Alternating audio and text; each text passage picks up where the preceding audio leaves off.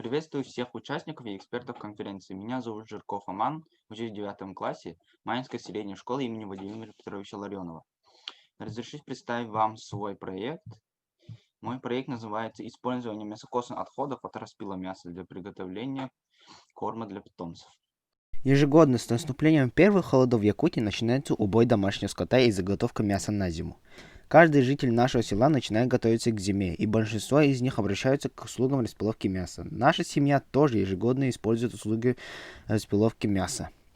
Я заметил, что при распиловке мяса образуется достаточно большое количество мясокосных опилок. Подумал, возможно ли использовать отходы распиловки мяса для производства корма для наших питомцев. В первую очередь мы изучили, какое количество отходов выходит при распиловке мяса.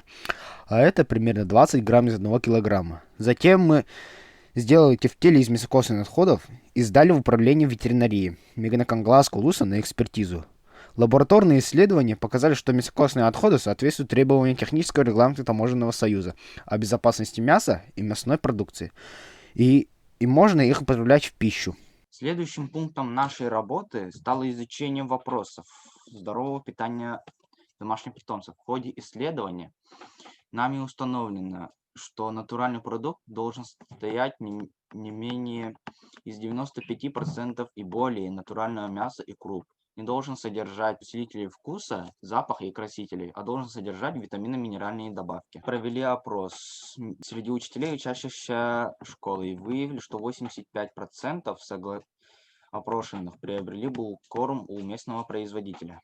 Мы решили попробовать приготовить жидкий и полусухой корм для кошек и маленьких собак из мясокосных отходов распиловки мяса, изучили затраты на приготовление 500 грамм корма и сравнили его с готовыми кормами. Затраты на производство 500 грамм корма составили 36 рублей. Изучение рыночных цен варьируется от 35 до 300 рублей. Мы остановились на производстве корма для кошек, так как он более востребован.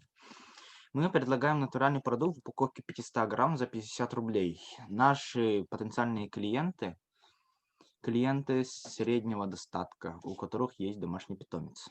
При объеме производства 200 упаковок в месяц наши расходы составили 10 тысяч рублей, а чистая прибыль в первый месяц составила 3700 рублей. В скором будущем планирую более подробно и широко изучить способ изготовления жидкого корма для питомцев и в дальнейшем выйти на массовое производство. Спасибо за внимание.